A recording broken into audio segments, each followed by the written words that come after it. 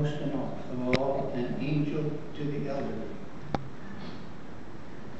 How did I meet this saint? Grace Presbyterian Church has a Tuesday morning prayer breakfast that meets at 6:30 in the morning before they go to work. Marie was part of that group.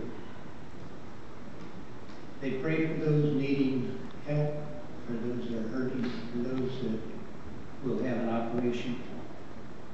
My name was on the list for the healing from an operation. She came to visit me at Spahn Hospital, opened the door, and introduced herself. I didn't know Marie. She said, "Can I pray for you?" I said, "Certainly, come on in." What a prayer.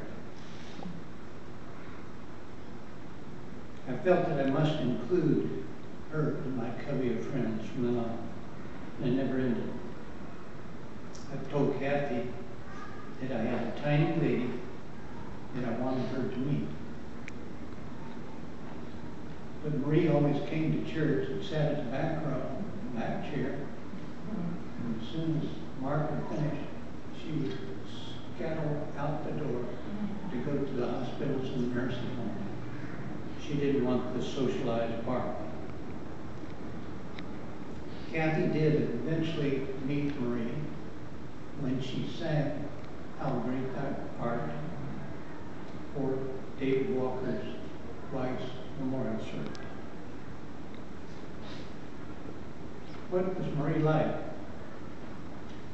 I'm going to tell you the other side of Marie tonight. She loved dogs. She loved our dogs so much. She met them when they were first 6 weeks old as a puppy, and now they're 9 years old. Angel Bear and Pooh Bear. They would jump into her lap, give plenty of hugs and kisses, and learn how pretty they were in Spanish.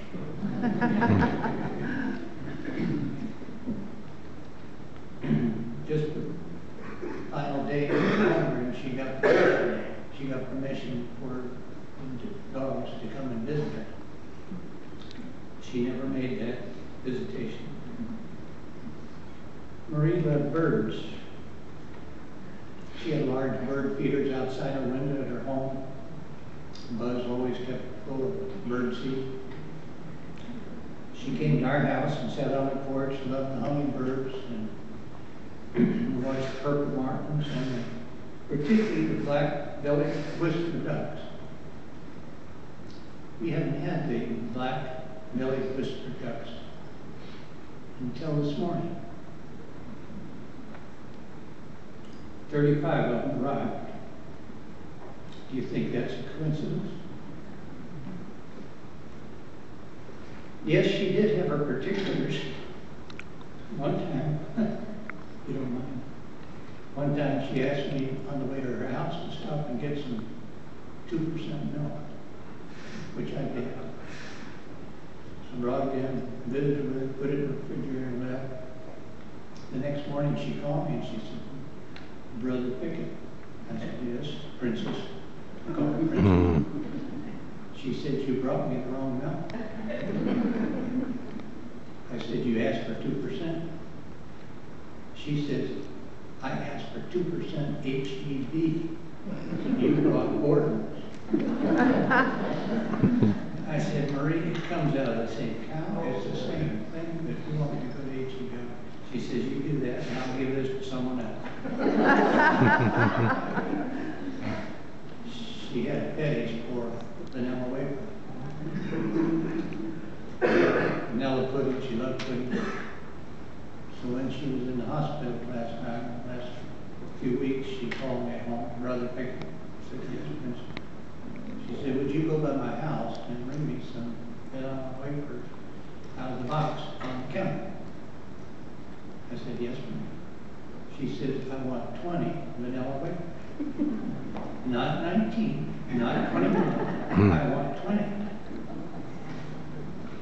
I said, "Marie, what if I get the vanilla wafers and I'm on the way to visit you and I eat eat 2 of them. She says, if you think you're going to eat 2 of them, bring me 22.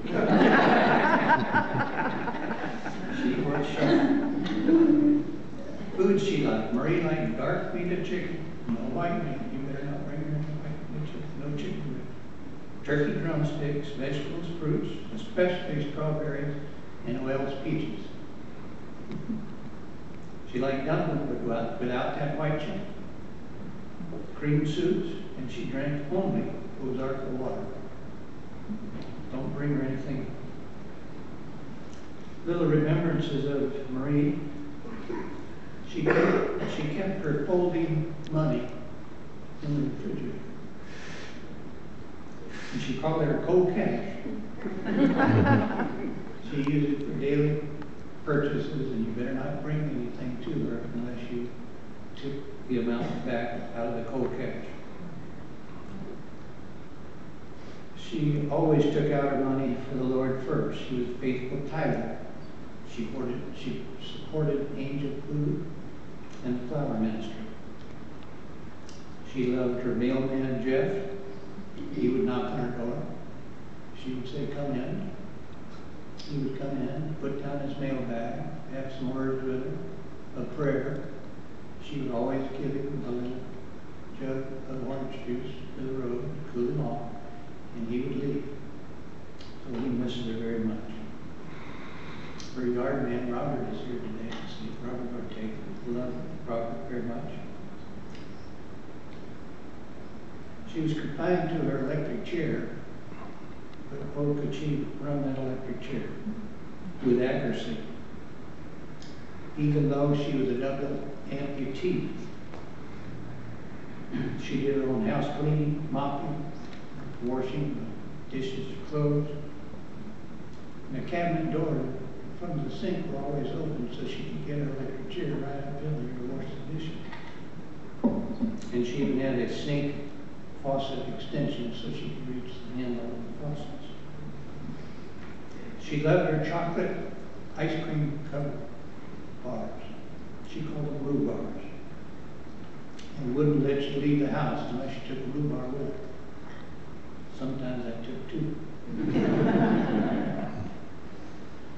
She provided hot breakfasts for the Tuesday morning Grace prayer team as long as she could walk.